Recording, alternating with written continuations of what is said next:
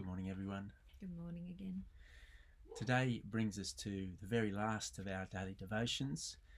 We've been bringing these to you really since the pandemic broke out, but as we head back to church next week, we're, having to scale back some of the online things that we do.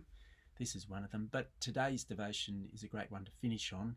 Once again, from Rachel Jones, 5 Things to Pray in a Global Crisis. We're praying today for our government, and Jen's going to read to us from Romans 13, 1-7. 13, 1-7. Everyone must submit himself to the governing authorities, for there is no authority except that which God has established. The authorities that exist have been established by God. Consequently, he who rebels against the authority is rebelling against what God has instituted, and those who do so will bring judgment on themselves. For rulers hold no terror for those who do right, but for those who do wrong. Do you want to be free from fear of the one in authority? Then do what is right, and he will commend you, for he is God's servant to do you good. But if you do wrong, be afraid, for he does not bear the sword for nothing. He is God's servant, an agent of wrath, to bring punishment on the wrongdoer. Therefore it is necessary to submit to the authorities, not only because of possible punishment, but also because of conscience. This is also why you pay taxes, for the authorities are God's servants, who give their full time to governing. Give everyone what you owe him. If you owe taxes, pay taxes. If revenue, then revenue. If respect, then respect. If honour, then honour. Thanks, Jen. 5 things to pray for with regard to our government. Number 1, established by God. The authorities that exist have been established by God, verse 1. A crisis like this shows how important a stable government is. This situation is much worse for those who do not live under one. The Bible teaches that government is a gift from God for our good, so thank him for it, and thank him for your nation's leaders by name. Number 2, willing submission.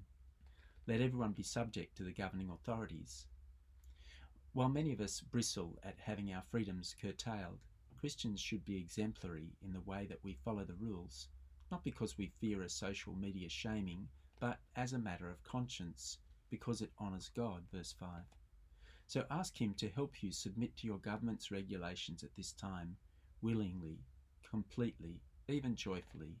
Then pray that by God's grace your whole society would submit to authority for the sake of one another. Number 3, working for good. The one in authority is God's servant for your good, verse 4. Pray for your government as it seeks to work for the good of your nation. Every day there are many hard decisions with no easy answers and no guaranteed outcomes. How our leaders need God's wisdom, so ask him to grant it to them. Number 4, limiting wrong. They are God's servants, agents of wrath to bring punishment on the wrongdoer, verse 4.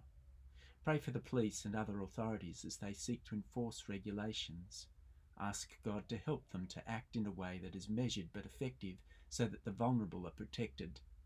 More broadly, pray that this would not be a time when evil is able to flourish or the weak are able to be oppressed, but that God would work through human agents to uphold justice.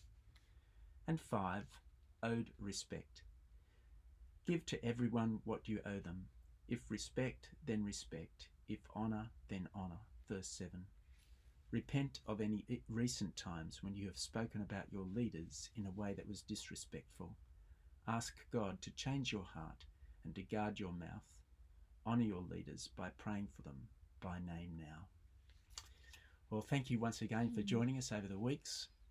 All the resources I've recommended are easily available. Good Book Company, Matthias Media, or from Coorong, and I hope you'll continue in daily devotions.